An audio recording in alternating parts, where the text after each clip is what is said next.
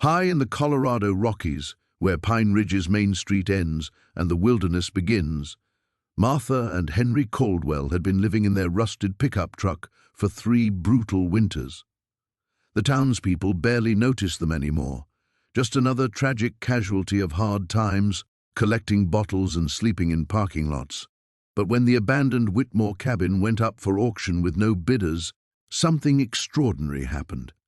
The elderly couple scraped together their last $47 and bought it. What happened next defied all logic. Using only hand tools and materials pulled from the town dump, Martha and Henry began transforming the rotting structure into something magnificent. Carved beams appeared overnight, stained glass windows materialized from broken bottles, intricate stonework emerged as if by magic. The townspeople watched in growing amazement as the humble cabin became a work of art that belonged in architectural magazines. But as the final touches went up, someone recognized the signature craftsmanship. The question that sent shockwaves through Pine Ridge was simple: how does a homeless couple possess the legendary building techniques of the world's most expensive architects? Before we jump back in, tell us where you're tuning in from, and if this story touches you, make sure you're subscribed, because tomorrow I've saved something extra special for you. Sheriff Tom Bradley first noticed something was different when he drove his morning patrol 3 weeks after the auction. The Whitmore place had been an eyesore for 15 years. Sagging roof, broken windows, porch steps that would collapse under a child's weight. Now, impossibly, the roofline stood straight and true. He pulled over, squinting through the morning mist. Someone had replaced the entire structure with what appeared to be hand-hewn timber. The joints were perfect, fitted without a single visible nail or screw. Traditional mortise and tenon work that would take master craftsmen months to complete. "Impossible," he muttered, stepping from his patrol car. As he approached, more details emerged from the fog. The porch railings featured intricate spiral carvings that seemed to flow like water frozen in wood. Each baluster was unique, yet they formed a harmonious whole that drew the eye upward to where Martha Caldwell sat in a handmade rocking chair, slowly working a piece of pine with a small knife. She looked up as his boots hit the first step, which held his weight without the slightest creak. "Morning, Sheriff," she said, her voice carrying a refined accent he'd never noticed during their brief encounters in town. "Mrs. Caldwell." He touched his hat brim, studying her weathered hands as they moved the blade with surgical precision. "Quite a transformation you've managed here." "Henry's the builder. I just help with the finishing touches." She held up her carving, a small bird emerging from the wood as if it had been trapped there all along. "Would you like some coffee? It's fresh." Through the open door, he caught glimpses of the interior that made his breath catch. Exposed beams soared overhead in a cathedral ceiling, supported by what looked like flying buttresses. Light streamed through windows that weren't just repaired, they were completely reimagined. Colored glass formed intricate patterns that cast rainbow shadows across polished stone floors. "Where did you learn to do this kind of work?" he asked carefully. Martha's hands stilled for just a moment. Here and there, a person picks things up over the years. Henry emerged from somewhere deeper in the cabin, sawdust in his grey beard, carrying a piece of wood that had been shaped into something between sculpture and structural support. He nodded to the sheriff with the easy confidence of a man comfortable with his skills. "Tom," he said simply. "Henry, this is remarkable work. I've never seen anything quite like it." The old man's eyes crinkled.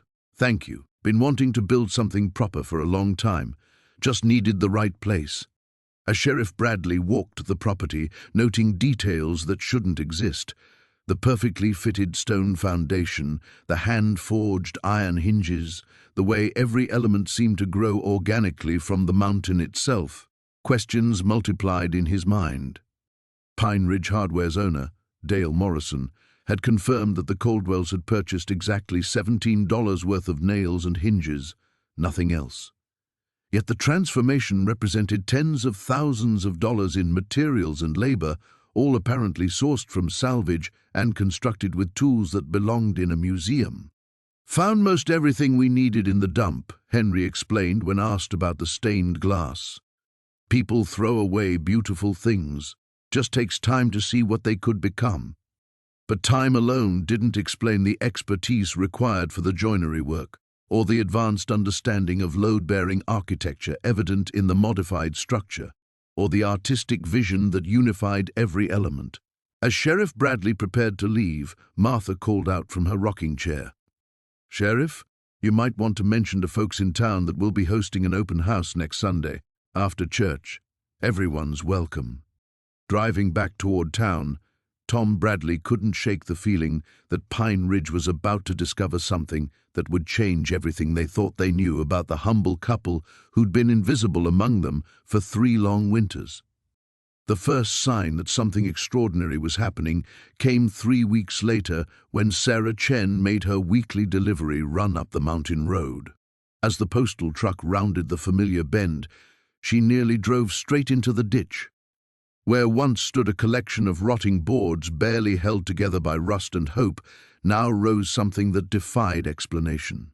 The cabin's bones remained the same, but everything else had been transformed with an artisan's eye that spoke of decades of refined skill. Hand-split cedar shingles caught the morning light like scales on some magnificent creature. The porch, previously a death trap of broken planks, now featured intricate joinery that would have made master craftsmen weep with envy. Most striking of all were the windows, dozens of salvaged panes of different sizes and colors arranged in a mosaic pattern that somehow achieved perfect harmony despite its chaotic origins. Sarah sat in her idling truck, mouth agape, trying to reconcile what she was seeing. She'd grown up in these mountains, had seen plenty of restoration projects by wealthy city folks with unlimited budgets and crews of workers. This was different. This whispered of old-world techniques, of knowledge passed down through generations, of hands that remembered skills the modern world had forgotten. A movement caught her eye. The old woman, Martha, she'd learned from the general store gossip, emerged from what appeared to be a workshop built into the hillside behind the cabin. Her clothes were simple workwear, but she moved with the confidence of someone completely in command of her environment. She raised a hand in greeting, and Sarah felt compelled to wave back before driving on, her mind racing with questions.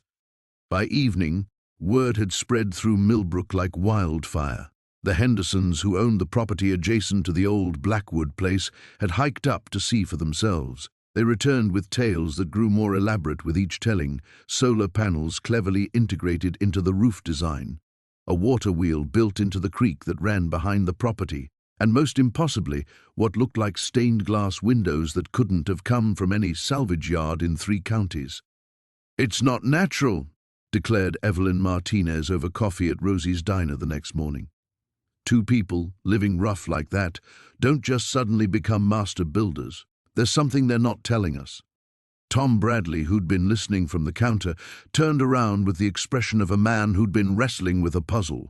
"I drove by yesterday afternoon, saw the old man working on what looked like a gazebo structure. The joinery work." He shook his head. "I've been in construction 40 years, and I've never seen anything like it. No nails, no screws, just wood fitted together so perfectly it might as well have been grown that way." "Where'd they get the materials?" asked Janet Kowalski, the town librarian, who made it her business to know everyone's business. "Half those shingles look hand-cut, and that window work would cost a fortune even if you could find someone skilled enough to do it." The mystery deepened over the following days as more details emerged. The couple had somehow diverted the mountain stream to create an elegant water feature that doubled as irrigation for what appeared to be an extensive garden taking shape on the terraced hillside. Solar panels, clearly salvaged but meticulously restored, powered LED lights visible through the windows each evening. Most intriguingly, smoke rose from not 1 but 3 chimneys, suggesting the cabin's interior had been completely reimagined. Local contractor Jake Morrison, who'd found an excuse to drive up the mountain road twice in one day, reported seeing what looked like a forge setup behind the main structure.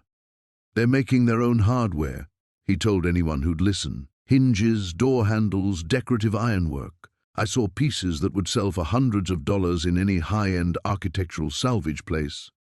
The transformation was happening too fast, too expertly. The materials were too fine, the craftsmanship too sophisticated. These weren't the projects of homeless drifters making do with scraps. This was the work of people who understood architecture, engineering, and artisanship at levels that took lifetimes to master. Dr. Amanda Foster, who ran the local historical society, made her own pilgrimage to the site on a crisp Saturday morning. What she saw left her more unsettled than anyone else. The building techniques, the proportions, the way the structures seemed to grow organically from the landscape, it all reminded her of something she couldn't quite place, something that tickled the edges of memory from her graduate work in architectural history. As October deepened and the first frost touched the mountain peaks, the questions multiplied faster than answers. Who were Harold and Martha really? Where had they learned skills that seemed to belong to another century? And perhaps most disturbing of all, what were they building up there that required such secrecy, such careful isolation from the curious eyes of Millbrook? The town that had barely noticed two elderly homeless people arriving in an ancient pickup truck now watched the mountain road with the intensity of astronomers tracking a comet, sensing that whatever was unfolding above them would change everything they thought they understood about the strangers in their midst. The whispers started at Molly's diner the morning after the storm passed. Sarah Chen noticed them first, the way conversations stopped mid-sentence when she approached tables, how the usual morning regulars huddled together over their coffee cups like conspirators. She'd been serving breakfast in this mountain town for 6 years, and she knew the rhythm of gossip better than anyone. "Did you see what those two did up on Hartwell Ridge?" Mrs. Patterson was saying to anyone who'd listen, her voice carrying that particular tone reserved for scandals and miracles. "That old cabin that's been rotting for 20 years? It's got a roof now, a proper roof." Sarah paused in pouring coffee, nearly overfilling Tom Bradley's cup. The elderly couple, Eleanor and Frank they'd said their names were, had been coming in for breakfast twice a week since spring. Always ordered the same thing: black coffee, wheat toast, scrambled eggs. Always left exact change with a $1 tip. Always sat in the corner booth where they could see the door. "Impossible," Tom was saying, shaking his head. "That place was beyond saving. Foundations probably shot. Walls are rotting from the inside out." But Mrs. Patterson wasn't backing down. "My grandson Jake delivers propane up that way. Says the whole place looks different, like someone took 30 years off it overnight." Sarah found herself thinking about the couple's hands, Eleanor's fingers, long and elegant despite their weathered appearance, moving with surprising grace as she handled her coffee cup. Frank's hands, massive and scarred, but gentle when he helped his wife with her coat. There had been something about those hands that didn't quite match the story of two drifters down on their luck. The bell above the diner door chimed, and Deputy Mike Rodriguez walked in, bringing with him the crisp mountain air and an expression that suggested he'd already heard the rumors. He settled onto his usual stool at the counter, and Sarah automatically poured his coffee. "Busy morning?" she asked, though she could read the answer in the tight line of his shoulders. "Got 3 calls about the cabin already," Mike said, keeping his voice low. "People want to know if there's some kind of permit violation, if these folks are squatting illegally." He paused, studying the steam rising from his cup. "Drove up there myself an hour ago." Sarah leaned closer, abandoning all pretense of casual interest. "And?"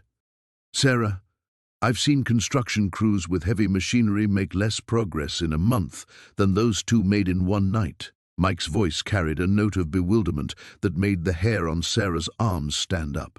"The roof line is perfect. The chimney's not just repaired, it's rebuilt, and the stonework is better than the original. There's a garden plot that looks like it's been tended for years, not hours." The diner had grown quieter around them, conversations dying as people strained to catch Mike's words. He seemed to notice because he turned on his stool to address the room. "Look, folks, whatever's happening up there, it's not illegal. Property records show the cabin belongs to the Hartwell estate, and that's been in probate for decades. Nobody's being hurt, nothing's being damaged." His eyes swept the room, taking in faces that ranged from curious to suspicious to genuinely concerned. Maybe we should be asking if these people need help instead of treating them like they're up to something criminal. But Mike, Mrs. Patterson pressed, you have to admit it's strange. Where did they get materials? How did they know what they were doing? And why won't they talk to anyone except to order food? Sarah found herself speaking before she'd fully formed the thought. Maybe because every time someone does try to talk to them, it's to ask where they came from and why they're here, instead of just saying hello. The silence that followed was pointed enough to cut glass. Sarah felt heat creep up her neck as a dozen pairs of eyes focused on her, but she held her ground. I'm just saying, she continued, they've been polite to everyone. They pay their bills, they keep to themselves. Since when is being private and self-sufficient suspicious? Mike nodded slowly. Sarah's got a point. In my experience, the folks you need to worry about are usually the ones making the most noise, not the ones trying to blend in.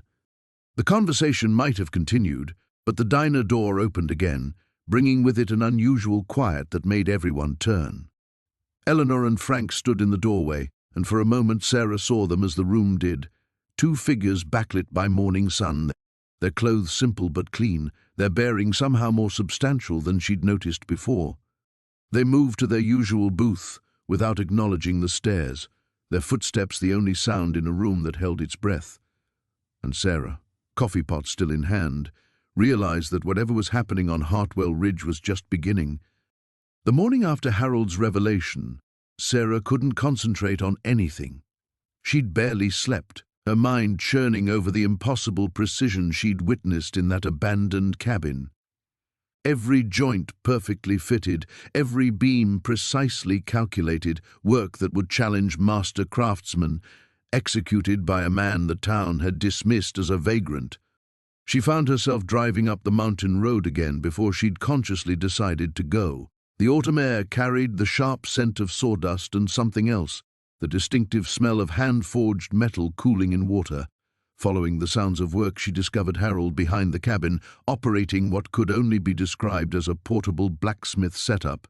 You made that forge yourself, she said, watching him shape a piece of iron with movements that spoke of decades of practice. Harold's hammer paused mid-strike. Eleanor emerged from the cabin, carrying a wooden box that gleamed with the patina of careful maintenance.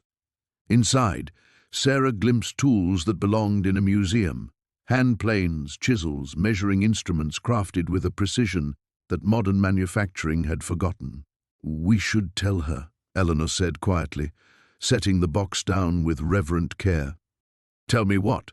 Sarah stepped closer, noting how the couple exchanged a look weighted with shared history. Harold, yesterday you said you used to build things, but this isn't amateur work. This is professional, Harold finished, quenching the iron in a bucket that hissed and steamed. Eleanor and I, we weren't always living rough. Time was, people knew our names. Eleanor opened the wooden box fully, revealing tools marked with initials, HM and EM. Beneath them lay photographs, architectural drawings, construction sites, and a younger Harold and Eleanor standing before buildings Sarah recognized from the city. Harold Morrison, Sarah read from a faded business card tucked between the photos. Morrison and Associates, Architectural Construction. She looked up sharply. Morrison, you built the Grandview Hotel downtown, the courthouse renovation project from 15 years ago. 17 years, Eleanor corrected softly. We had 42 employees, contracts across 3 states. Harold's great-grandfather was a shipwright, built vessels that lasted a century. That knowledge, those techniques, they don't just disappear.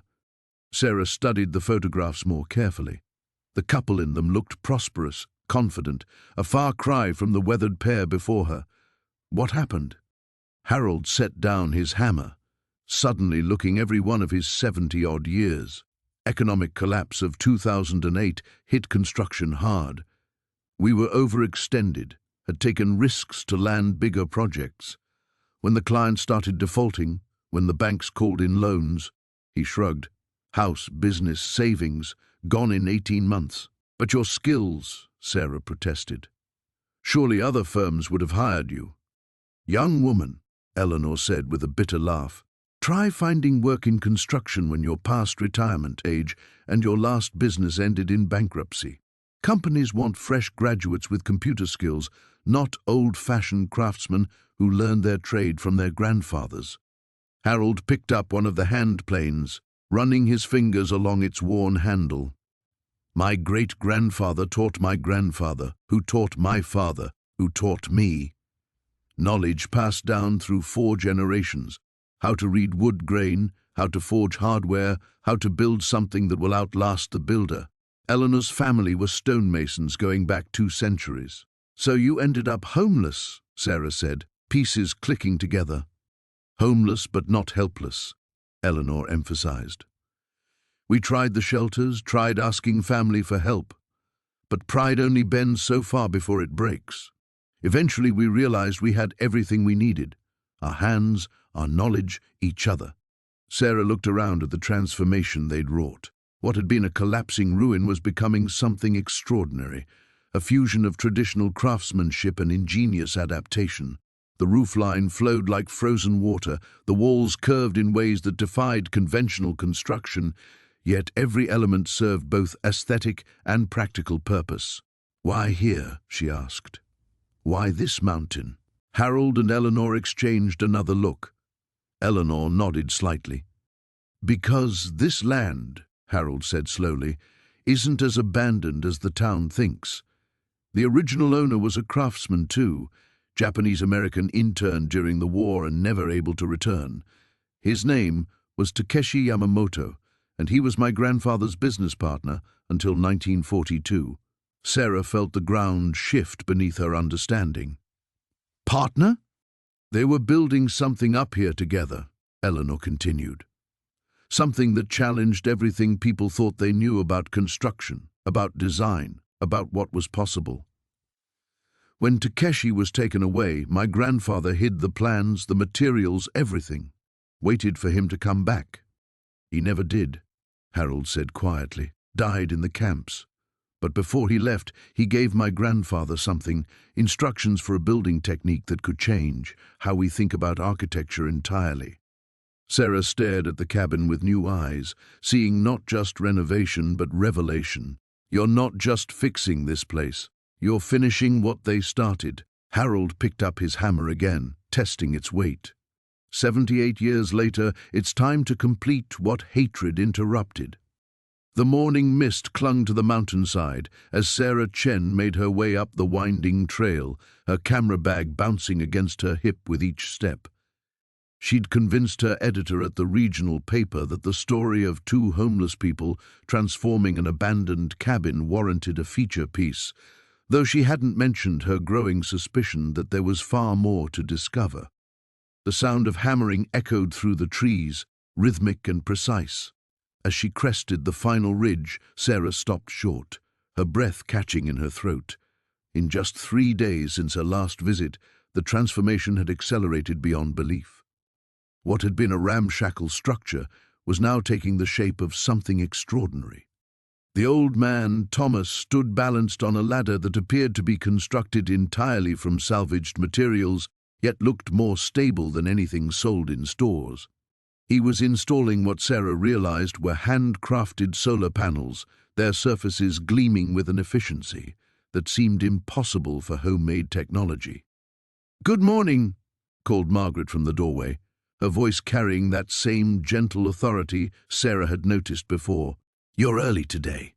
"I hope you don't mind," Sarah said, raising her camera slightly. "I wanted to catch the morning light on your work." Margaret's eyes lingered on the camera for a moment longer than necessary. "Of course. Though I think you'll find today's light particularly revealing." There was something in her tone that made Sarah pause. She looked more carefully at the couple's work, her journalist instincts prickling. The precision of every joint, the sophisticated understanding of load-bearing structures, the ingenious water collection system that hadn't been there before. This wasn't the work of people learning as they went. This was the application of deep professional knowledge. Thomas climbed down from his ladder with the fluid grace of someone who'd spent years working at heights. "You have questions?" he said simply. "We can see it in how you watch us." Sarah lowered her camera. "I do. This level of craftsmanship, the engineering knowledge you're displaying, it's not typical for," she trailed off, realizing how her words might sound. "Homeless people?" Margaret finished gently. "You're right to wonder. Most people see the worn clothes and assume ignorance. They see us sleeping in the park and think we've always been there." "Everyone has a story," Thomas added, his weathered hands carefully coiling a length of copper wire. "The question is whether the world is ready to hear it." Sarah felt the weight of something significant hovering in the air between them. "I'd like to hear yours, if you're willing to share it." The couple exchanged a look that seemed to contain an entire conversation. Margaret nodded almost imperceptibly. "We weren't always living in Millbrook Park," Margaret began, settling onto a beautifully crafted stump that served as a stool. "3 years ago, we had a different life entirely. Thomas was the chief structural engineer for Morrison and Associates in the city. I taught advanced mathematics at the university." Sarah's hand moved instinctively toward her notebook, then stopped. Something told her this wasn't the moment for recording. "We had a house," Thomas continued, "savings, retirement plans, all the markers of a successful life. But success, we learned, can disappear faster than morning frost when the foundation is built on other people's lies. The Morrison firm was involved in cutting corners on public building projects," Margaret explained. "When Thomas discovered the safety violations and reported them, he became a liability. False accusations of embezzlement, frozen assets, destroyed reputation. It was systematic and thorough." "The house went first," Thomas said, his voice matter-of-fact despite the pain Sarah could see in his eyes. "Then the savings to pay for lawyers who couldn't fight a system determined to silence us. Margaret lost her position when the university decided our situation reflected poorly on their institution." Sarah felt a chill that had nothing to do with the mountain air. "But you could have fought back, surely. Found other work?" "With what references?" Margaret asked. "Who hires a disgraced engineer or a professor associated with scandal? We fell through every crack in the system, each one wider than the last." "So you came here?" "We came here," Thomas confirmed. "To this mountain, to start over with nothing but what we could carry and what we knew was how to build things that last." Sarah looked around at the emerging structure with new understanding. This wasn't just a shelter or even an artistic statement. This was proof that their knowledge and skills remained intact, that the accusations against them had been lies. "The irony," Margaret said softly, "is that we're building our masterpiece with the very skills they tried to destroy us for having. Every joint Thomas cuts perfectly, every calculation I make for stress and load, it's all evidence of who we really are." Above them, the morning mist continued to lift, revealing the mountain peaks in sharp, clear detail. Sarah realized she was witnessing something much larger than a human interest story about resourceful homeless individuals. She was seeing the deliberate resurrection of 2 brilliant minds that someone had tried very hard to bury. The morning mist clung to the mountainside as Sarah Chen made her way up the winding path, her camera bag bouncing against her hip with each step. 3 days had passed since her first glimpse of the transformed cabin, and sleep had eluded her entirely. The Architectural Journal editor from Portland had been intrigued by her initial photos, but wanted more: detailed shots, measurements, and most importantly, an interview with the mysterious builders. She crested the ridge just as the sun broke through the clouds, and there it was again, the impossible structure that defied everything she thought she knew about vernacular architecture. In the golden light, the cabin seemed even more extraordinary, its salvaged materials singing in perfect harmony with the natural landscape. "You're early," came a voice behind her. Sarah spun around to find Eleanor emerging from a stand of pines, carrying what appeared to be a hand-carved wooden bucket filled with wild berries. The elderly woman moved with surprising grace across the uneven terrain, her weathered boots finding purchase on rocks that would have sent Sarah tumbling. "I wanted to catch the morning light," Sarah said, gesturing toward her camera. "I hope you don't mind. I brought the questions we discussed." Eleanor studied her for a long moment, those sharp blue eyes seeming to weigh something invisible. "Frank's inside, working on the interior mechanisms. He'll want to show you the water system. He's quite proud of it." They walked together toward the cabin, and Sarah noticed details she'd missed before. The foundation stones weren't randomly placed. They formed an intricate pattern that seemed to channel water away from the structure while creating small garden beds. Herbs grew in careful abundance, rosemary, thyme, and others she couldn't identify. "This is incredibly sophisticated," Sarah murmured, pulling out her notebook. "The integration of function and form. It's like nothing I've studied." "Frank always said that buildings should breathe," Eleanor replied, running her hand along a section of wall where salvaged brick met reclaimed timber. "He said most modern construction was like putting the earth in a straitjacket." Inside, the cabin was a revelation. The space felt larger than its external dimensions suggested, achieved through clever manipulation of sight lines and the strategic placement of windows that Frank had somehow salvaged intact. But it was the mechanical systems that took Sarah's breath away. Frank looked up from where he knelt beside an elegant wooden contraption that appeared to be pumping water from a hidden source. His hands, she noticed, moved with the practiced precision of someone accustomed to fine work. "Gravitational flow system," he explained, his voice carrying a slight accent she couldn't place. "Uses the natural pressure differential created by the mountain's slope. No electricity required, but it delivers consistent water pressure throughout the structure." Sarah knelt beside him, her journalist's instincts prickling. The craftsmanship was museum quality. These weren't the rough improvisations of desperate people making do with scraps. This was the work of someone with extensive training, someone who understood advanced engineering principles. "Where did you learn this?" she asked carefully. Frank's hands stilled on the wooden mechanism. Eleanor, who had been arranging the berries in a hand-thrown ceramic bowl, looked up sharply. "You pick things up," Frank said after a pause, "when you've been around as long as we have." But Sarah had noticed the brief exchange of glances between the couple, the sudden tension in Eleanor's shoulders. She'd interviewed enough subjects to recognize the moment when people were deciding how much truth to reveal. "The ceramic work is beautiful too," she said, nodding toward Eleanor's bowl. "That's a very particular glazing technique." Eleanor's hands tightened almost imperceptibly around the bowl. "Thank you." Sarah waited, letting the silence stretch. It was an old interviewer's trick. People often filled uncomfortable silences with more information than they'd intended to share. "We should show her the workshop," Frank said suddenly.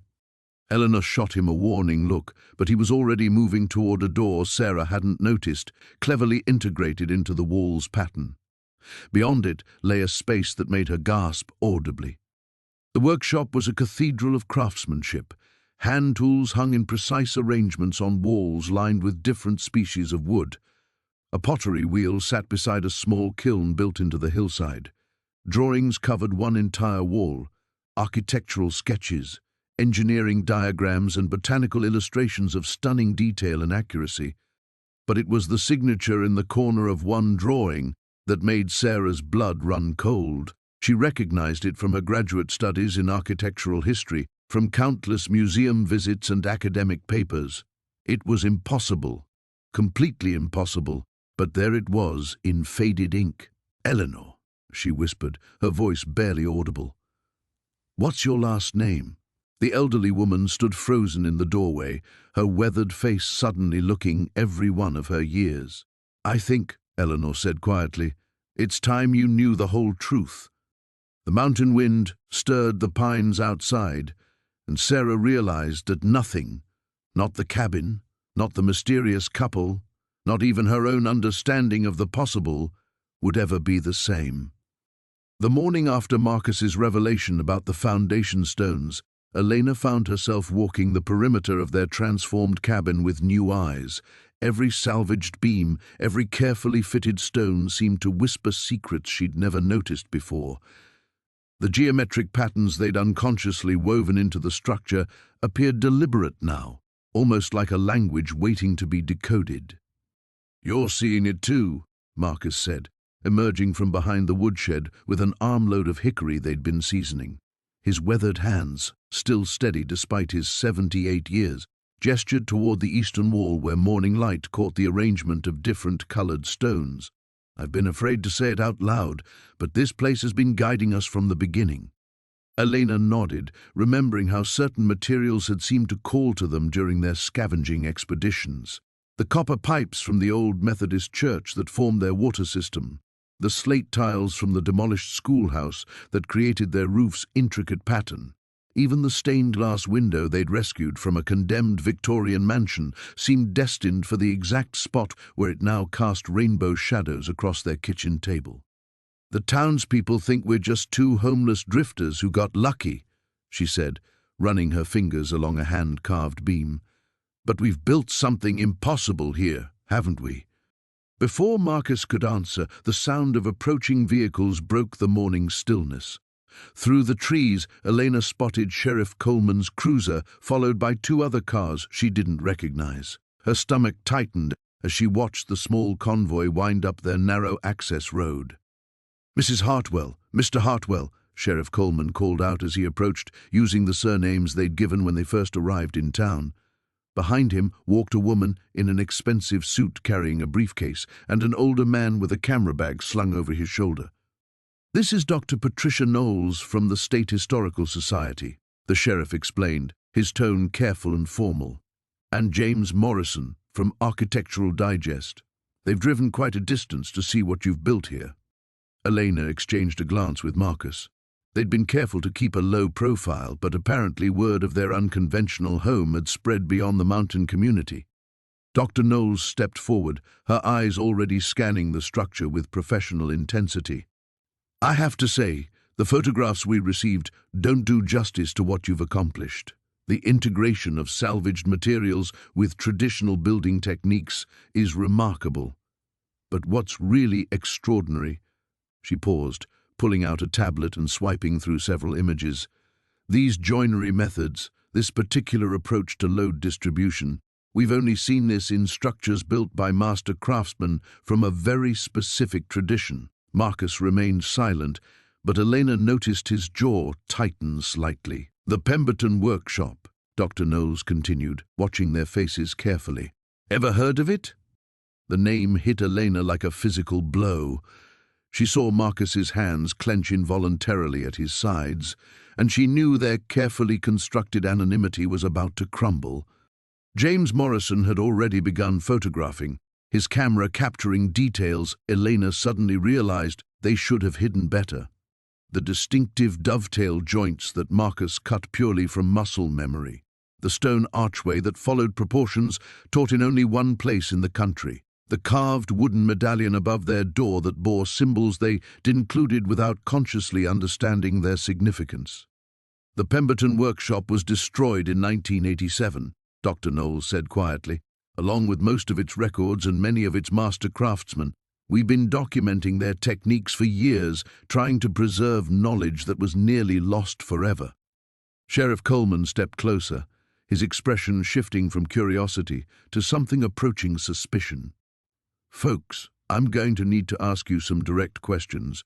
Your identification when you registered in town was minimal. Basic IDs, no permanent address history.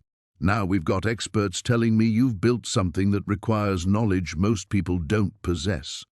Elena felt the weight of 35 years of careful anonymity pressing down on them. They'd chosen this isolated mountain town precisely because no one asked too many questions about quiet elderly folks who paid their bills and caused no trouble.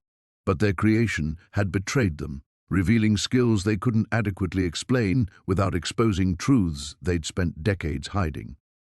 "The foundation stones," Marcus finally spoke, his voice steady despite the circumstances.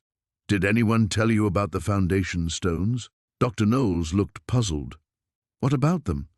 Marcus walked to the eastern corner of their home and knelt beside what appeared to be an ordinary piece of granite. Elena watched him trace a pattern with his finger, following grooves so weathered they were nearly invisible. "This cabin wasn't abandoned when we found it," he said. "It was waiting." As if responding to his touch, the morning light shifted, and Elena saw what Marcus had been trying to show her for weeks. Carved into the foundation stones, worn smooth by decades of mountain weather, were symbols that matched the medallion above their door exactly. Someone had been here before them, someone who knew exactly what they would build. The morning light filtered through the hand-carved shutters of the cabin, casting intricate shadows across the walls that seemed to dance with each passing cloud. Margaret stirred first, her weathered hands automatically reaching for the blanket she'd woven from scraps of wool found in the old textile mill's ruins. The pattern, a complex geometric design, would have impressed any master weaver, yet she'd completed it without consulting a single reference. Samuel was already awake, sitting at the edge of their bed, staring at his hands as if seeing them for the first time. The calluses told stories of decades working with wood, stone, and metal, but the memories attached to those skills remained frustratingly elusive. Yesterday's confrontation with the sheriff had stirred something deep within him, like sediment disturbed at the bottom of a long, still pond. "The dreams came back," Margaret whispered, her voice carrying the weight of secrets she couldn't quite grasp. "The same ones. White coats, bright lights and voices discussing us like we weren't even there." Samuel nodded grimly. He'd experienced similar fragments, flashes of institutional corridors, the smell of antiseptic, and always the sensation of something precious being taken away. "We need to go back to town today," he said. Sheriff Morrison wasn't just curious yesterday, he recognized something.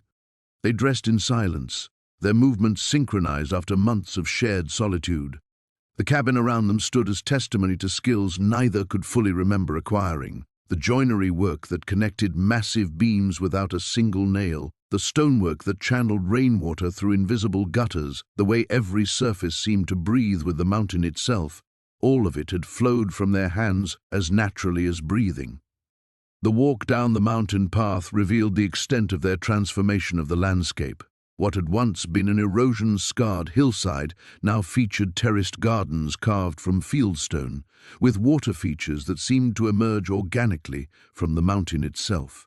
Native plants grew in carefully planned succession, creating an ecosystem that would have taken a trained landscape architect years to design.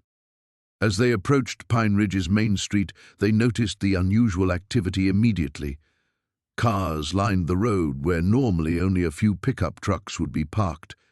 People clustered in small groups, their conversations stopping abruptly when they spotted the elderly couple. Dr. Elena Vasquez emerged from the crowd, her expression a mixture of professional curiosity and genuine concern. "Samuel, Margaret," she called out, using their names with deliberate care. "I was hoping to see you today, Doctor," Samuel replied cautiously. Something about her demeanor suggested this wasn't a chance encounter. "I've been making some inquiries," she said, glancing around at the watching townspeople, "about the architectural techniques you've been using. The structural engineering alone suggests knowledge that typically requires advanced degrees, years of specialized training." Margaret stepped closer to Samuel, her instincts screaming danger despite the doctor's gentle tone. "We just built what felt right," she said. "That's what concerns me," Dr. Vasquez replied, "because what felt right to you has solved drainage problems that have plagued that mountainside for decades. The Forestry Service sent someone to examine your terracing work. They want to understand how you knew which native species to plant for optimal erosion control." Sheriff Morrison approached from across the street, but his usual swagger was replaced by something more cautious. In his hand, he carried a manila folder that seemed to weigh more than its contents should allow. "Folks," he said, addressing the growing crowd as much as Samuel and Margaret, "I think we need to have a conversation. Dr. Vasquez, maybe we should use your office." The walk to the small medical clinic felt like a funeral procession. Word had spread quickly through the town's interconnected network of relationships, and faces appeared in windows along their route. Some showed curiosity, others concern, but a few displayed the kind of recognition that made Margaret's chest tighten with unnamed dread. Inside the clinic, Sheriff Morrison opened his folder with ceremonial gravity. The photographs he spread across Dr. Vasquez's desk showed a different version of Samuel and Margaret, younger, cleaner, standing beside architectural models and engineering drawings. In one image, Margaret wore a university professor's robes. In another, Samuel stood before a massive suspension bridge, wearing a hard hat and the confident smile of someone at the peak of their career. Dr. Margaret Chen, Sheriff Morrison read from the documents, former head of sustainable architecture at the State University, and Dr. Samuel Hendricks, structural engineer, responsible for some of the most innovative infrastructure projects in the region. The names hung in the air like accusations. Margaret felt something crack open inside her mind, not painful, but profound, like ice breaking up on a spring river. Memories began to flow, lecture halls filled with eager students, late nights spent designing buildings that worked with nature rather than against it, the satisfaction of solving problems that others deemed impossible. Samuel's transformation was more dramatic.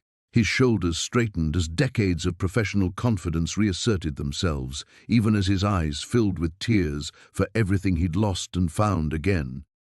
"The question," Dr. Vasquez said gently, "is what happened to make two of the most brilliant minds in their fields disappear completely from their former lives?"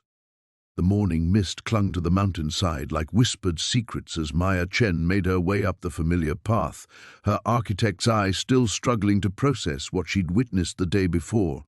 Behind her, the sound of multiple footsteps crunched through fallen leaves. Word had spread through Millbrook overnight like wildfire, and half the town seemed determined to see the impossible cabin for themselves. "I'm telling you, Sarah, it defies everything we know about engineering," Maya was saying to the town's building inspector, who huffed beside her with a clipboard clutched to her chest. "The joint work alone should have taken a team of master craftsmen months to complete." Dr. Patterson's voice drifted from behind them, and yet somehow two elderly individuals accomplished it in a matter of weeks, using nothing but salvaged materials. As they crested the final rise, the crowd fell silent. Even in daylight, the cabin seemed to shimmer with an otherworldly quality. The morning sun struck the carefully placed windows at precise angles, casting geometric patterns across the interior that shifted and danced like living things. Every board, every stone, every piece of reclaimed metal had been positioned with mathematical precision that bordered on the supernatural. Eleanor Hartwell stood on the porch, her weathered hands wrapped around a steaming mug. She watched the approaching group with calm eyes, showing no surprise at their arrival. Behind her, through the open doorway, they could see Henry arranging what appeared to be hand-carved furniture with the same impossible perfection that characterized everything else about their work. "Mrs. Hartwell," Maya called out, trying to keep her voice steady, "we'd like to speak with you, if you don't mind." Eleanor's smile was enigmatic. "I've been expecting you. Please, come up. Though I'm afraid we don't have enough seating for everyone." As the group climbed the porch steps, Maya noticed details she'd missed in her previous visits. The railings weren't just beautifully crafted, they incorporated subtle mathematical spirals that drew the eye upward. The doorframe had been carved with symbols that looked almost ancient, though she couldn't place their origin. "How?" Sarah blurted out, her professional composure cracking. "How did you and your husband accomplish this? The permits alone should have taken months, and the structural engineering—" "Ah," Eleanor interrupted gently, settling into a rocking chair that seemed to have grown from the porch itself. "You're assuming we needed permits." The building inspector's face reddened.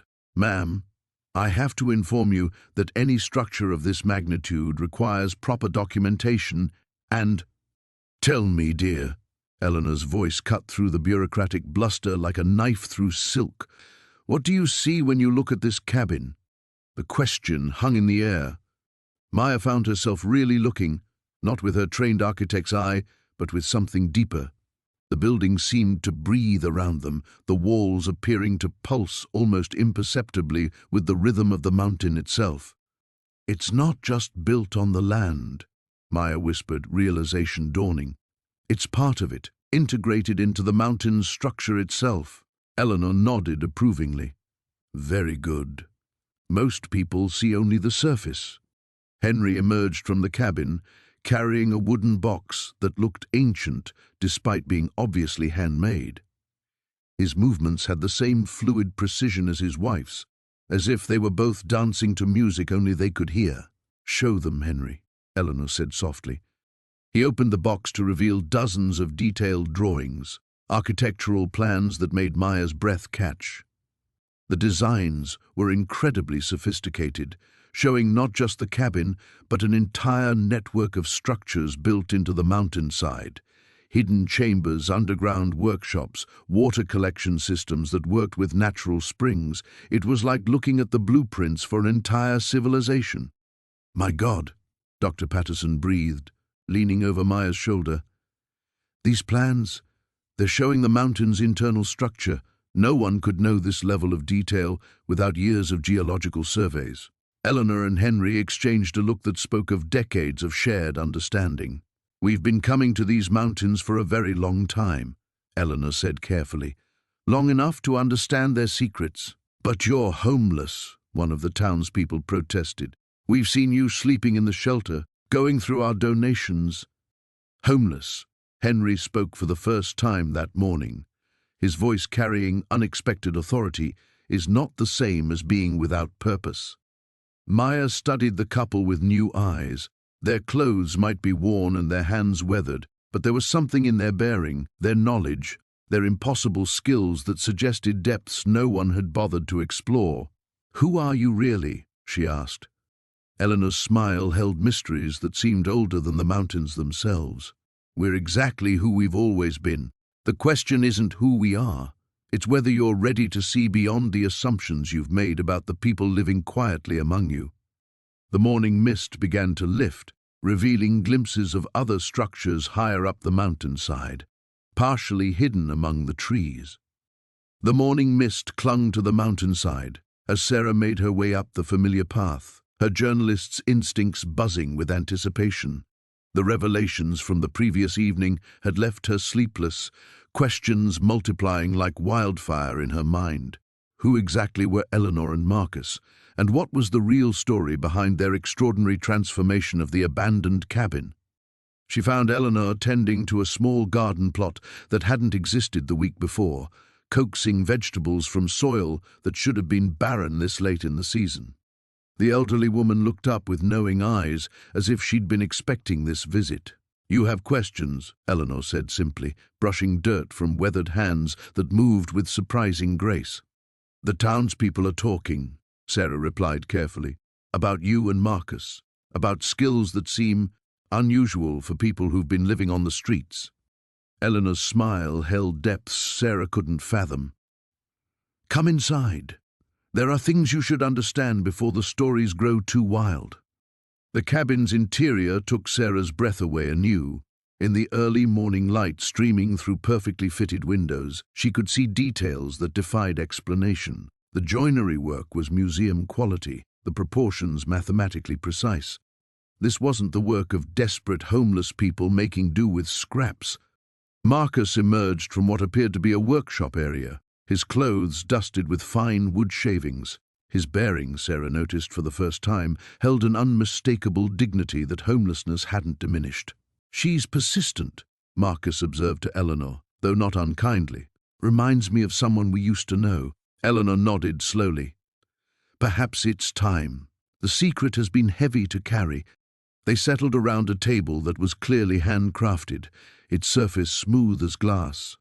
Eleanor traced patterns in the wood grain as she spoke. "We weren't always homeless, Sarah. 5 years ago, we were Dr. Eleanor Chen and Dr. Marcus Blackwood. I was head architect for the Meridian Foundation's Sustainable Housing Initiative. Marcus led the Advanced Materials Engineering Division." Sarah's pen froze above her notepad. The Meridian Foundation had been international news. A massive scandal involving embezzled funds meant for disaster relief housing. The foundation had collapsed overnight, taking several careers with it. "The foundation was our life's work," Marcus continued, his voice heavy with old pain. "We'd developed revolutionary techniques for creating livable structures from waste materials, housing that could be built anywhere, for anyone, using local resources. Then the accusations started," Eleanor added. "Financial irregularities, missing funds, someone needed scapegoats, and we were convenient targets." Sarah remembered the headlines now. The foundation's board had claimed that several $1 million had been diverted through shell companies. 2 senior executives had been implicated but never formally charged due to insufficient evidence. They'd simply vanished from public life. "We lost everything fighting the allegations," Marcus said. "Our reputations, our savings, our home. Even when the real perpetrator was eventually caught, the damage was done. No one would hire us. We became invisible." "So you ended up here," Sarah said softly, understanding beginning to dawn. "Homeless, but not helpless," Eleanor corrected. "We still had our knowledge, our skills. When we found this place, it seemed like fate, a chance to prove that our innovations actually worked, that we could create something beautiful and functional from nothing."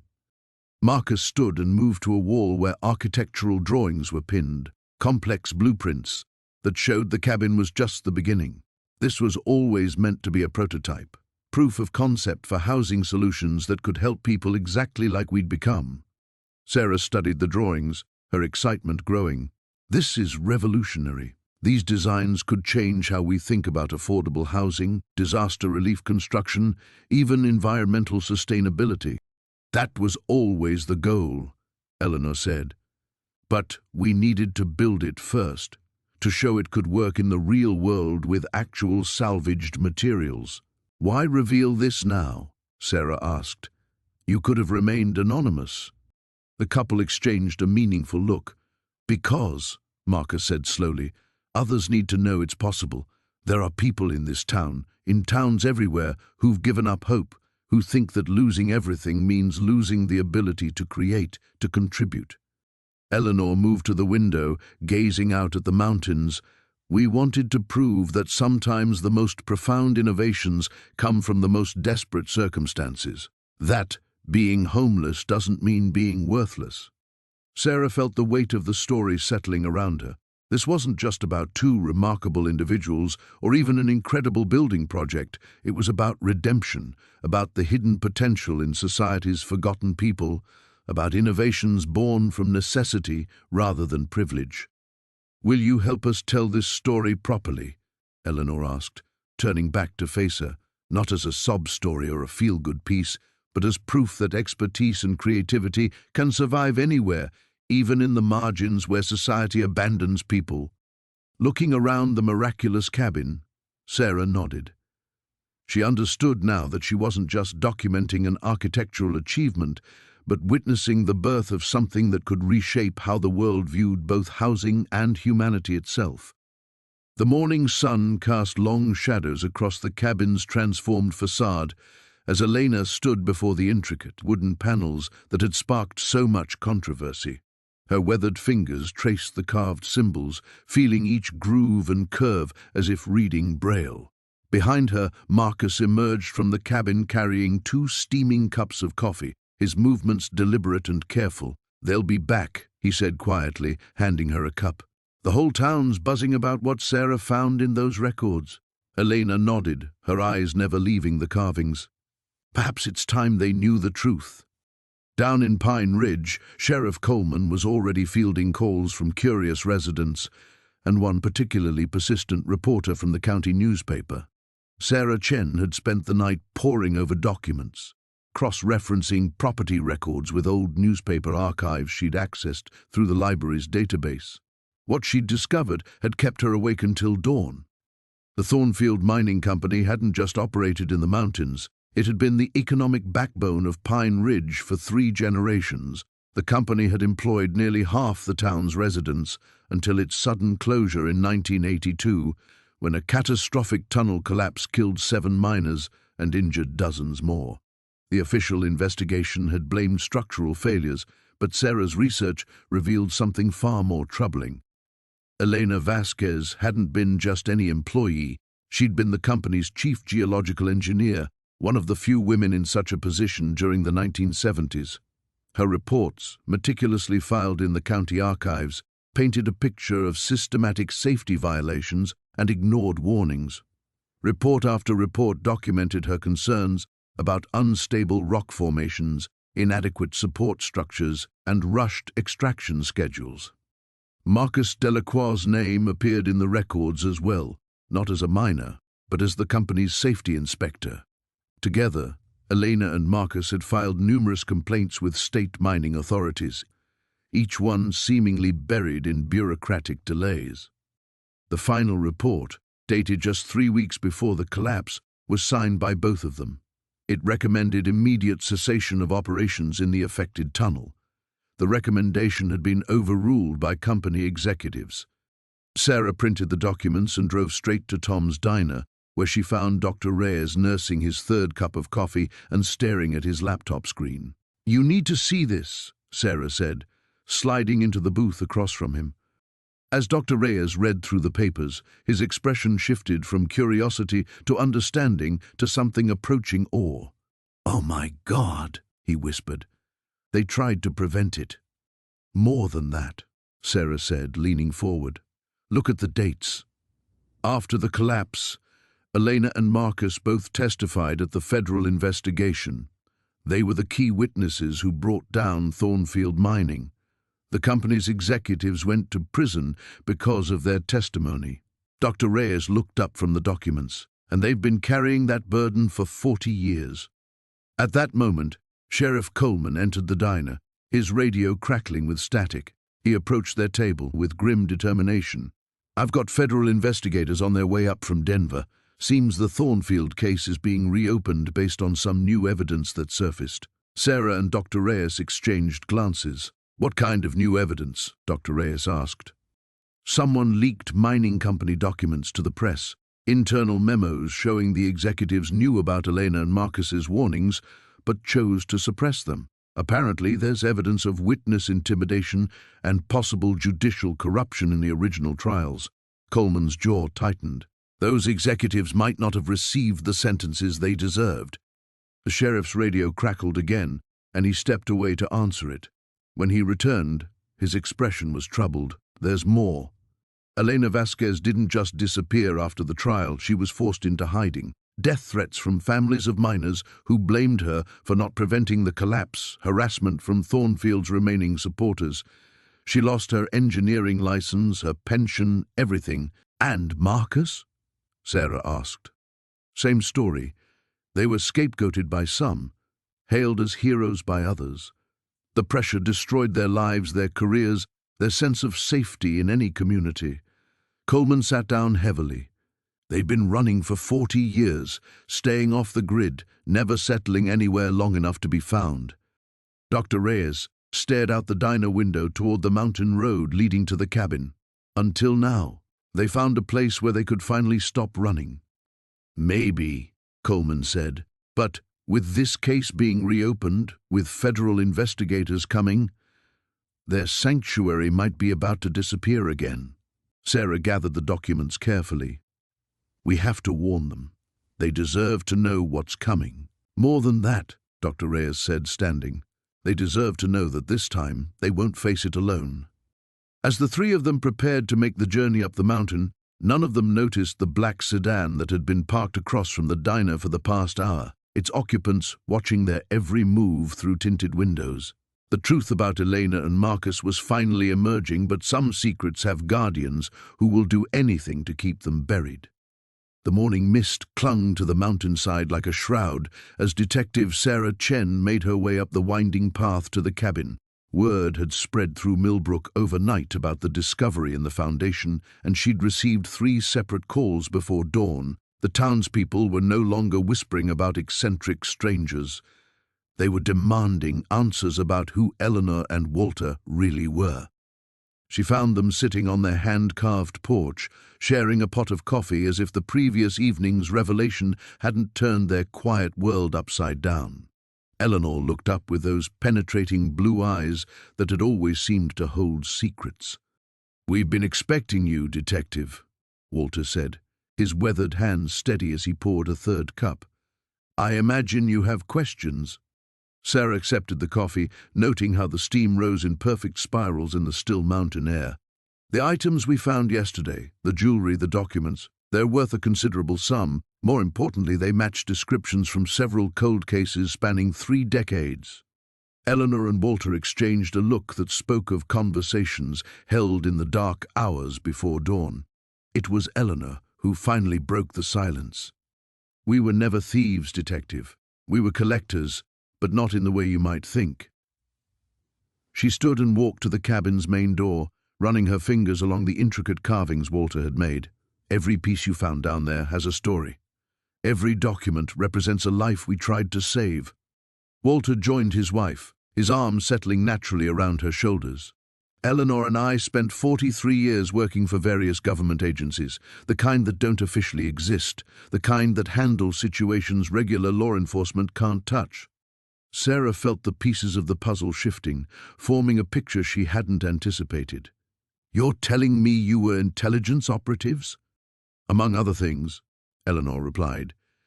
"We specialized in witness protection cases that fell through the cracks. People who'd testified against the wrong criminals, who'd seen things that powerful people wanted buried. When the official channels failed them, we became their last resort." The detective studied their faces, searching for deception but finding only a bone-deep weariness. "The jewelry, the documents, they belong to your cases?" "To people we couldn't save," Walter said quietly.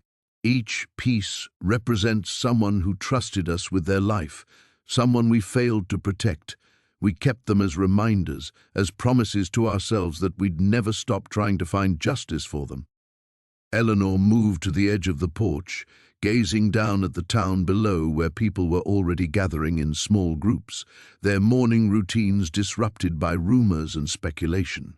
"When we retired, we thought we could disappear, live quietly, forget the weight of all those failures. But you can't outrun ghosts, Detective. They follow you everywhere. So you came here," Sarah said, beginning to understand. "To Millbrook." "We came here to die," Walter said bluntly.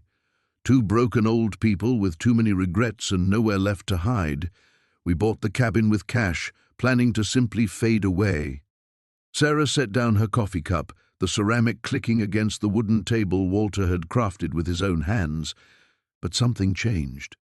Eleanor turned back to face them, and for the first time since Sarah had known her, the older woman smiled genuinely. "The town changed us. People like Martha bringing us soup when we were sick, even though we'd never asked for help. Jim at the hardware store extending credit when we needed supplies. Children stopping by to watch Walter carve, treating us like beloved grandparents instead of suspicious strangers. We started building this place as a tomb," Walter continued, his voice growing stronger. "A beautiful place to house our regrets. But it became something else entirely. It became hope." Sarah looked around at the transformed cabin, seeing it now not just as an architectural marvel but as a testament to redemption.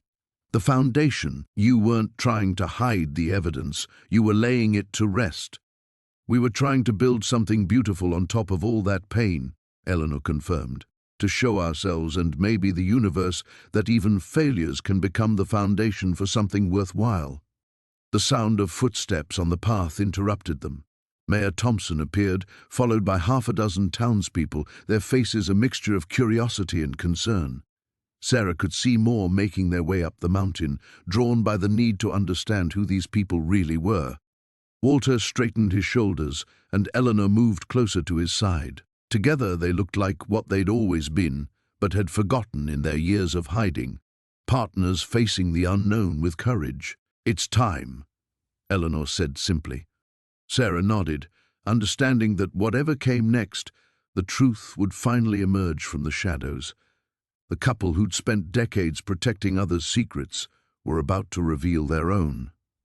The emergency town meeting crammed every available seat in the community center, with residents spilling into the aisles and clustering near the walls. Martha Kellerman gripped the podium with white knuckles, her prepared speech forgotten as she stared at the sea of anxious faces before her.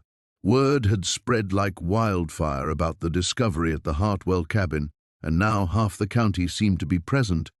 "We need to discuss what was found yesterday," Martha began, her voice barely carrying over the murmur of conversations. The architectural plans hidden in the cabin walls have been authenticated by the State Historical Society. Their original blueprints by renowned architect Edmund Hartwell, dated 1952. A collective gasp rippled through the crowd. Edmund Hartwell's name carried weight even among those who knew little about architecture. His modernist designs had shaped the Pacific Northwest's aesthetic for decades. "That's not all," Martha continued, feeling the weight of what she was about to reveal. "The couple we've been calling Thomas and Eleanor, their real names are Thomas Edmund Hartwell, Jr. and Eleanor Hartwell. They're his son and daughter-in-law." The room erupted. Voices rose in disbelief, anger, and confusion. Sarah Chen pushed forward from the back of the room, clutching a manila folder against her chest. "There's more you all need to know," Sarah called out, her journalist instincts overriding her usual deference to town protocol. "I've been researching their story since yesterday. Thomas Hartwell, Jr. was a practicing architect himself until 15 years ago. He designed sustainable housing projects across the country. Eleanor was a structural engineer." Old Pete Mullins stood up, his weathered face flushed with indignation. "So they've been lying to us this whole time? Playing some kind of game while we felt sorry for them?" "It's not that simple," came a quiet voice from the doorway. The room fell silent as Thomas himself appeared, leaning heavily on his walking stick. Eleanor stood beside him, her silver hair neatly braided, her worn coat clean but patched. They moved slowly down the center aisle, the crowd parting before them like water. "We never lied about who we were," Thomas said, his voice carrying despite its frailness. "We simply didn't correct your assumptions about who we are now." Eleanor's hand found his arm, steadying him as they reached the front of the room. "We lost everything 15 years ago," she said, addressing the crowd with quiet dignity. "Our firm, our home, our savings. A business partner embezzled everything we'd built over 30 years. The legal battles consumed what little remained. We became exactly what you saw," Thomas added. "Two elderly people with nowhere to go, surviving on the kindness of strangers and our own resourcefulness. The fact that we once had different lives doesn't change what we became." Margaret Foster, the librarian, stood up slowly. "But why here? Why Millfield?" Thomas's eyes grew distant. "My father owned land here years ago, before he became famous, before the accolades and the money. He used to bring me here as a boy, said this valley reminded him why he first fell in love with building things. We came here looking for peace, I suppose, a place to disappear. Instead, you built something incredible," said Jake Morrison from the hardware store. "That cabin, it's like nothing I've ever seen. The way you joined those salvaged beams, the solar collection system made from car parts and old windows. We built what we needed," Eleanor said simply.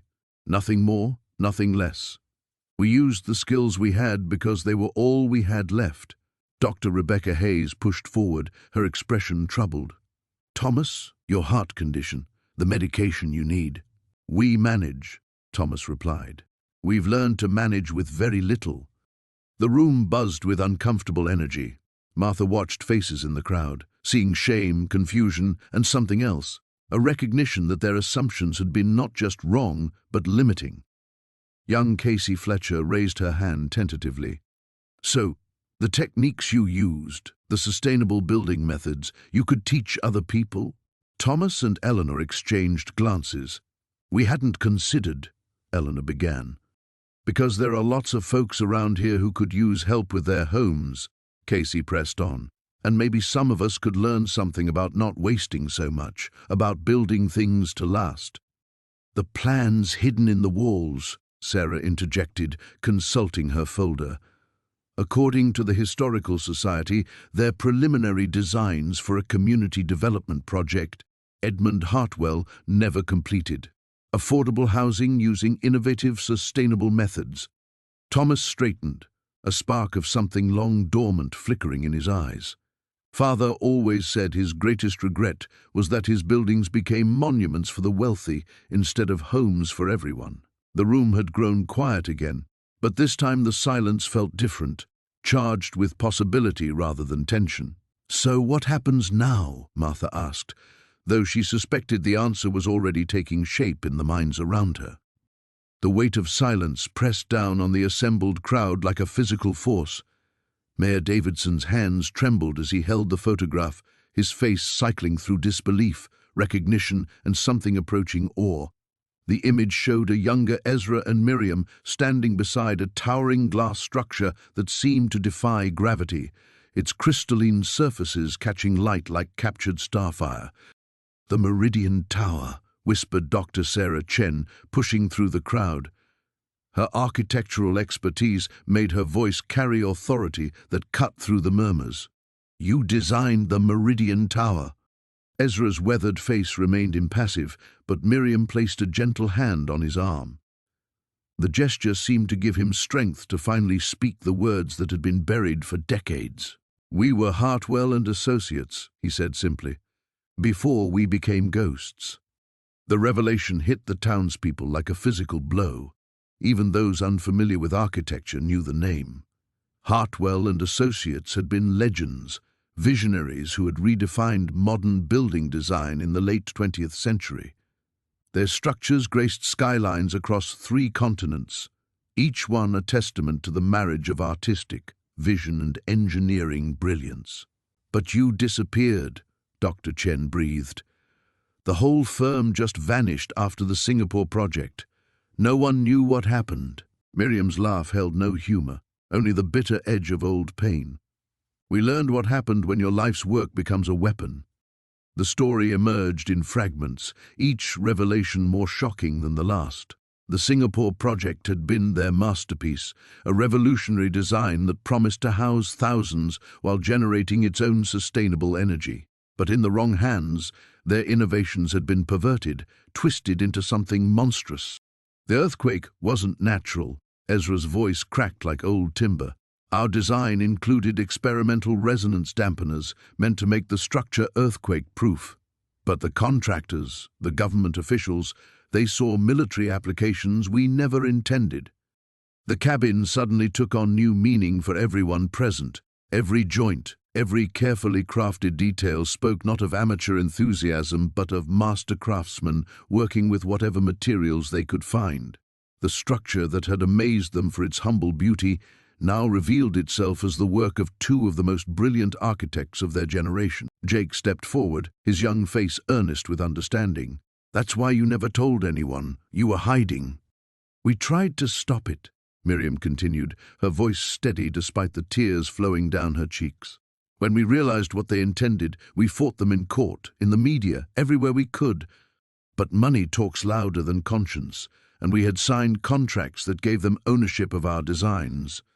The artificial earthquake that followed had been a demonstration," they explained. "A proof of concept that their architectural innovations could be weaponized. Thousands died in what the world believed was a natural disaster, but Ezra and Miriam knew the terrible truth. Their life's work had been perverted into an instrument of destruction." "So you disappeared," Mayor Davidson said, finally finding his voice. "We destroyed everything," Ezra nodded. "Every plan, every prototype, every trace of our work that we could reach. Then we walked away from our lives, our identities, everything we had built." The crowd absorbed this in stunned silence. For 30 years, 2 of the world's most celebrated architects had lived as homeless wanderers, carrying the weight of their unwitting contribution to mass murder. They had chosen exile and anonymity over the possibility that their knowledge might be used for evil again. Mrs. Henderson, tears streaming down her face, pushed through the crowd to embrace Miriam. "All this time, and we treated you like what we appeared to be," Miriam finished gently. "It was what we wanted, to be no one special, no one worth noticing or exploiting. But their secret hadn't remained completely buried. Tommy held up another photograph from the scattered documents, this one showing men in expensive suits examining blueprints. These people have been looking for you. The corporate interests that had profited from their weaponized designs had never stopped searching for Hartwell and Associates. The original architects possessed knowledge that could refine and expand the destructive applications, making their innovations even more valuable to the wrong buyers. They found us somehow, Ezra said grimly. The cabin was supposed to be our final hiding place, but even here we weren't safe. Sheriff Martinez stepped forward, his expression grim with new understanding. The break-ins, the strangers asking questions around town, they weren't random. Someone's been tracking you. As if summoned by his words, the sound of vehicles approaching echoed through the forest. Multiple engines, moving with purpose rather than the casual pace of curious townspeople. The crowd instinctively drew closer together, forming a protective circle around Ezra and Miriam. The architects who had once shaped skylines now stood surrounded by the simple people of a forgotten mountain town, facing an enemy that had pursued them across decades. The masterpiece cabin, built from salvaged dreams and guilty consciences, had become ground zero for a confrontation 30 years in the making. The first snowfall of winter dusted the mountain peaks as Eleanor Brightwater adjusted the final piece of stained glass in the cabin's eastern window. The morning light filtered through the handcrafted panels, casting rainbow patterns across the polished wooden floor that Marcus had restored, using techniques his grandfather had taught him 70 years ago.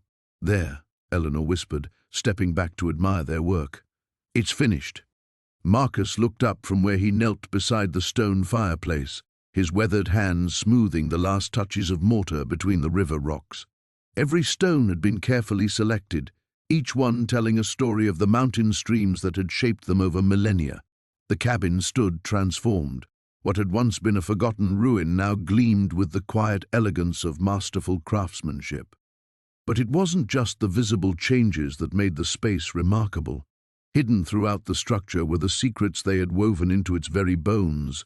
The false wall behind the bookshelf concealed documents that would revolutionize the understanding of local history.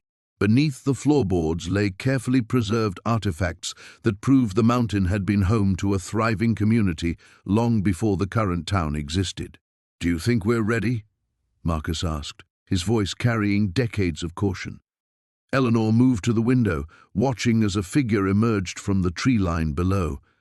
Sheriff Hawkins had been visiting regularly since the town meeting 3 weeks ago, each time staying a little longer, asking more thoughtful questions. Behind him walked Dr. Sarah Chen, the historian from the State University, who had driven up yesterday after receiving Eleanor's carefully worded letter. "We've been ready for 43 years, Eleanor replied. "We just needed the right place to tell the truth." The knock came softly, respectfully. Marcus opened the heavy wooden door, its hinges moving silently despite their age, another small miracle he had coaxed from salvaged materials and forgotten knowledge. "Mrs. Brightwater, Mr. Brightwater," Sheriff Hawkins nodded, removing his hat. "Thank you for agreeing to see Dr. Chen." The historian stepped forward, her eyes immediately drawn to the cabin's interior. "This is extraordinary," she breathed, taking in the hand-carved details, the perfectly fitted joints, the seamless blend of rustic materials and sophisticated design. "The craftsmanship is museum quality. Please, sit." Eleanor gestured toward chairs Marcus had built from deadfall cedar. "We have much to discuss, and winter comes early to the mountain." Dr. Chen settled into her chair, pulling out a digital recorder. "Your letter mentioned evidence of pre-colonial settlement in this area. That would contradict everything we know about this region's history." "History," Eleanor said, sharing a glance with Marcus, "is often written by those who want to control what is remembered and what is forgotten." Marcus rose and moved to the bookshelf, his fingers finding the hidden catch they had installed behind a particular volume. The false wall swung open silently, revealing a climate-controlled space lined with archival boxes.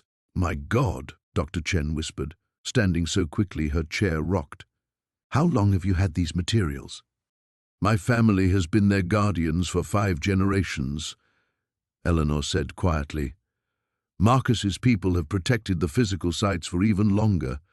We've been waiting for the right time, the right place, to bring them to light." Sheriff Hawkins leaned forward. "What kind of sites are we talking about?" Marcus returned with a leather portfolio, its contents protected by cloth wrappings. "There are 7 major archaeological locations within a 30-mile radius of this cabin. Settlements, ceremonial grounds, even what appears to be an ancient trading post. All of them predate European arrival by centuries, possibly millennia." Dr. Chen's hands trembled as she examined the first document, a hand-drawn map covered in precise notations. "These markings. They correspond to landmarks I recognize, but some of these sites are currently occupied by modern development." "The shopping center on Route 9, Eleanor confirmed. "The new housing development by Miller's Creek. The expansion of the mine on the eastern slope. All of them built over irreplaceable historical sites." The implications hung heavy in the air. Sheriff Hawkins set down his coffee cup with unusual care. "Why now? Why reveal this now?" Eleanor moved to the window again, watching clouds gather around the peaks. "Because this cabin gave us something we've never had before, credibility. When people see what we've built with our own hands, when they understand the depth of knowledge and skill we possess, perhaps they'll listen to what we've been trying to protect." Marcus spread additional documents across the table. "The mining company's expansion will destroy the most significant site in 3 weeks. We're out of time." Dr. Chen photographed page after page, her academic composure barely containing her excitement. "This will require a complete re-evaluation of regional prehistory. The university will want to begin surveys immediately." "The sites have waited this long," Eleanor said softly. "They can wait a little longer for proper study. But they cannot survive dynamite and bulldozers." Outside, the snow began falling harder, blanketing the mountain in silence. The courthouse steps had never seen such a crowd. Margaret and Harold stood at the center of it all, no longer the mysterious homeless couple who had wandered into Millbrook 6 months ago, but revealed now as Margaret Chen Whitmore, former MIT professor of structural engineering, and Harold Whitmore, retired master carpenter and Vietnam veteran. The transformation was more than physical. Though Margaret had traded her tattered coat for a simple but elegant dress found among the donations, and Harold's beard was neatly trimmed, it was the way they carried themselves, shoulders back, eyes clear and determined. Sarah Chen pushed through the crowd, her face a mixture of wonder and disbelief. "Aunt Margaret!" Her voice cracked on the words. "We thought you were dead. The nursing home said you both just disappeared." Margaret's weathered hand found Sarah's cheek. "We didn't disappear, dear one. We escaped." The words sent a murmur through the assembled townspeople.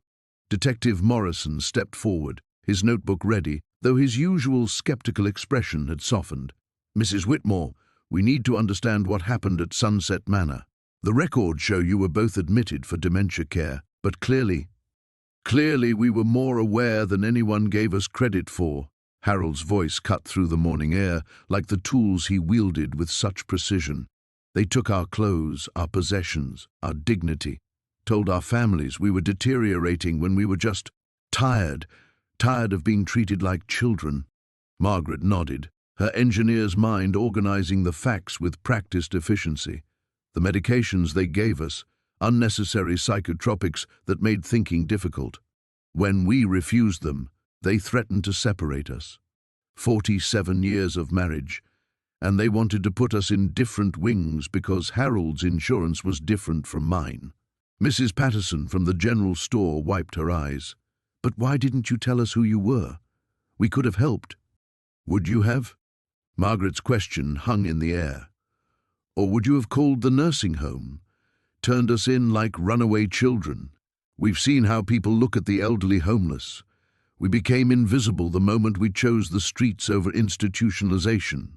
The cabin behind them stood as testament to their hidden capabilities, its soaring lines and impossible joints drawing architects from 3 states. But now, with the revelation of Margaret's MIT credentials and Harold's 40 years of master craftsmanship, the mystery was replaced by something more profound: the realization of how much society discarded when it decided someone was no longer useful. Judge Williams, who had come down from the courthouse to witness the gathering, stepped forward. "What you've built here, it's extraordinary. But legally this is still state land." "Yes," Margaret said simply. "We know. We've always known." Harold reached into his jacket and pulled out a worn folder, its edges soft with handling. "We've been researching the property laws, the abandonment statutes. This land has been unused for 15 years. The cabin that was here was condemned and left to rot. You're claiming adverse possession?" Judge Williams couldn't hide his surprise. "We're claiming the right to exist," Margaret corrected. "The right to contribute instead of being warehoused. The right to love each other and care for each other until death actually does us part." Sarah moved closer to her aunt, studying the face she hadn't seen in 2 years. "The nursing home told us your mind was gone, that you didn't recognize family anymore." "I recognized the smell of urine-soaked hallways and the sound of people dying alone," Margaret said quietly. "I recognized the way the staff talked about us like we weren't there. Your uncle recognized the difference between care and custody." Detective Morrison closed his notebook. "There's no crime here. 2 adults chose to leave an institution they entered voluntarily." "But there might be crimes at Sunset Manor," Harold said, his carpenter's hands steady as they held more documents. "We weren't the only ones. There are others there who could live independently with minimal support, but the facility gets paid more for higher dependency classifications." The crowd had grown silent, processing the implications. Mayor Hendricks, who had been standing at the edge of the gathering, stepped forward. "What do you want? From us? From the town?" Margaret and Harold exchanged a look, the kind of wordless communication that came from decades of partnership. "We want what we've already built," Margaret said. "A place to live with dignity, a chance to contribute our skills while we still can, and maybe to help others who've been written off too soon." She gestured toward the cabin, its impossible architecture gleaming in the morning sun. "We can teach. Harold's carpentry, my engineering. There are young people in this town who could learn trades that are being lost. There are old people who aren't ready to be put on shelves." The wind moved through the mountain pines, carrying with it the scent of sawdust and possibility. The crowd began to shift, individual conversations starting up as neighbors looked at each other with new eyes, wondering what other talents and stories were hidden among them, waiting only for someone to see past the surface to the person still fighting to be recognized underneath. The morning sun cast long shadows across the transformed cabin as Eleanor carefully wrapped the last of their belongings in weathered cloth. Thomas stood at the window, his weathered hands pressed against the glass he had salvaged from the old church, watching the trail that wound down from their mountain sanctuary. "They'll be here soon," he said quietly, his voice carrying the weight of 7 decades and the knowledge of what was to come. Eleanor nodded, placing the wrapped bundle beside several others near the door. Each contained precious items, not gold or jewels, but photographs, letters, and documents that told a story the town of Cedar Falls had never imagined. 43 years we've kept this secret, Thomas. Are we doing the right thing?" Before he could answer, the sound of footsteps crunched on the gravel path they had laid with stones from the old mill's foundation. Sheriff Martinez appeared first, followed by Mayor Chen, Dr. Rebecca Walsh from the Historical Society, and, surprisingly, old Henrik from the hardware store. Their faces showed a mixture of curiosity and something deeper, a recognition that whatever they were about to learn would change everything. "Eleanor, Thomas," Sheriff Martinez said, removing his hat as he approached the cabin's hand-carved door. "Thank you for agreeing to see us." Thomas opened the door, and the visitors stepped inside, their eyes immediately drawn upward to the cathedral ceiling constructed from salvaged church beams, then to the intricate mosaic floor made from broken cemetery headstones that had been discarded during a renovation decades ago. But today, their attention was focused on the elderly couple who had created this impossible masterpiece. "Please, sit," Eleanor gestured to chairs Thomas had crafted from old pew wood. "There's coffee." Thomas roasted the beans himself. As they settled, an uncomfortable silence filled the space. Finally, Dr. Walsh leaned forward. "The Historical Society has been researching the architectural techniques you've used here. Some of them, they're not in any modern textbooks. The joinery, the stonework, even the way you've channeled water through the walls for cooling, it's all from another era." Eleanor and Thomas exchanged glances. She reached for one of the wrapped bundles and slowly unwrapped it, revealing a leather portfolio worn smooth by decades of handling. "Dr. Walsh, what do you know about the Blackwood estate?" The question hung in the air like smoke from the wood-burning stove Thomas had constructed from old factory parts. Dr. Walsh's face paled. The Blackwood estate burned down in 1981. It was one of the greatest architectural losses in the state's history. Built in 1847, it was a masterpiece of American Gothic Revival architecture. "Built by master builder Jonathan Blackwood and his wife Helena," Thomas said quietly. "They spent 30 years perfecting techniques that combined old-world craftsmanship with innovative engineering." Mayor Chen frowned. "How do you know so much about—" He stopped mid-sentence as understanding dawned. His eyes widened as he looked from Eleanor to Thomas and back again. You can't be." Eleanor opened the portfolio and withdrew a faded photograph showing a magnificent Gothic mansion surrounded by manicured grounds. But more importantly, it showed a young couple standing proudly before their creation. A woman with Eleanor's eyes and a man with Thomas's distinctive strong jaw. "Jonathan Blackwood was my grandfather," Thomas said. "Helena was Eleanor's great-aunt. We met as teenagers when my grandfather was teaching me the old techniques, and Eleanor was learning them from Helena. We were married in the mansion's chapel in 1962, Eleanor added, producing a marriage certificate. "For 19 years we lived there, maintaining the estate, preserving the techniques our families had passed down for generations." Sheriff Martinez leaned forward. "But the fire took everything." Thomas's voice cracked. "Not just the building, but all the documentation, all the proof of who we were. Our families were gone. The insurance company claimed we were fraudulent claimants because we couldn't prove our identities after everything burned." Eleanor's hands trembled as she continued. "We had nothing. No family, no home, no way to prove our heritage. We were in our 40s, and suddenly we were nobody. The lawyers, the bureaucrats, they all assumed we were con artists trying to claim an inheritance that wasn't ours." "So you became homeless," Dr. Walsh whispered. "We became invisible," Eleanor corrected. "For 43 years we've wandered from town to town, sometimes finding work, sometimes not. But we never forgot who we were or what we knew."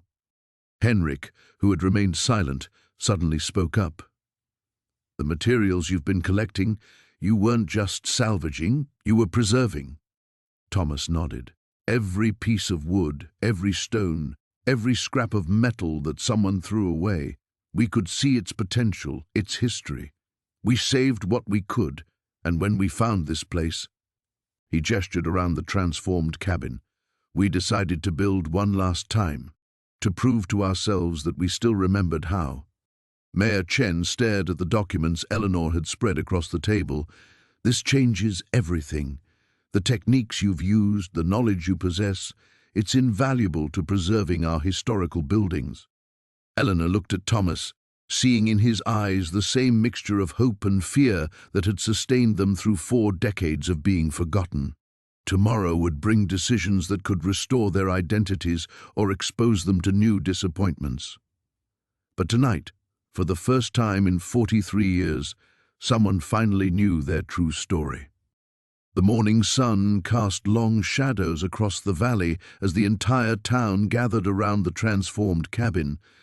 What had once been a derelict structure now stood as a testament to forgotten craftsmanship, its walls gleaming with intricate stonework and timber that seemed to breathe with ancient wisdom. Eleanor stood beside Marcus on the cabin's wraparound porch, her weathered hands trembling slightly as she faced the crowd below. The past months of secrecy had taken their toll, but the weight of hidden truth pressed heavier than any physical burden. 50 years, she began, her voice carrying across the silent gathering. For 50 years we've carried a secret that wasn't ours to keep. She glanced at Marcus, who nodded encouragingly. This cabin, this land, holds the key to something that belongs to all of you.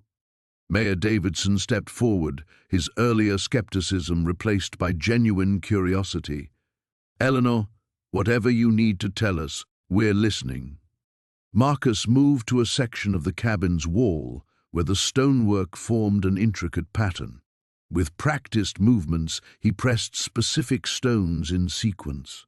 The wall shifted, revealing a hidden chamber that exhaled cool, dry air.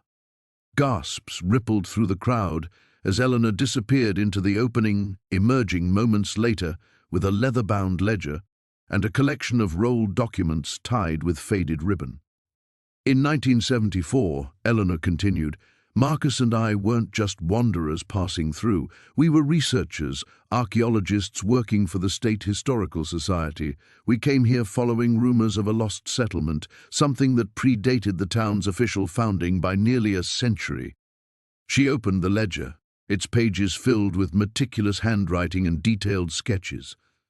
What we found changed everything we thought we knew about this valley's history. The original settlers weren't just miners and farmers. They were refugees from a failed utopian community in the East, carrying with them artifacts and documents of immense historical significance. Dr. Sarah Chen pushed through the crowd, her expertise in historical preservation evident in her careful approach. "May I?" she asked, gesturing toward the documents. Eleanor handed them over willingly. "These are deeds, Dr. Chen. Original land grants that predate the current property records by generations. But more than that, they're proof of a community that practiced sustainable living, advanced engineering, and social cooperation decades before such concepts became fashionable." Marcus gestured toward the cabin itself. "Everything you see here was built using techniques documented in those papers. The settlers developed methods for working with local materials that we've spent a lifetime learning to replicate. This cabin isn't just our home. It's a working museum, a proof of concept that their methods still work today." Young Tommy Rodriguez raised his hand like he was still in school. "But why keep it secret? Why not tell everyone years ago?" Eleanor's expression darkened. "Because we made a terrible mistake. In our excitement over the discovery, we contacted the Historical Society, the State Archaeology Department, even federal agencies. Within weeks, this valley would have been overrun with researchers, developers, and fortune hunters. The very thing we wanted to preserve would have been destroyed." She paused, looking out over the faces of people who had shown them unexpected kindness. "So we made a choice. We falsified our reports, claimed the site had been disturbed beyond archaeological value. We hid the documents and disappeared from academic life. We became homeless by choice, carrying the secret and waiting for the right time to reveal it." The crowd stirred with murmurs of understanding and amazement. Mrs. Patterson from the diner stepped forward. "All these years you've been protecting our history." "Not just protecting it," Marcus said, his voice gaining strength. "Proving it still has relevance. Look around you." He gestured to the cabin's solar collection system, hidden within traditional-looking roof tiles, the rainwater collection system disguised as decorative stonework, the natural cooling system that required no electricity. The original settlers faced the same challenges we face today: how to live sustainably, how to build community, how to thrive without destroying the environment that sustains us. Their solutions work as well now as they did then. Dr. Chen looked up from the documents, her eyes bright with excitement. "These property descriptions, they suggest the original settlement extended throughout the valley.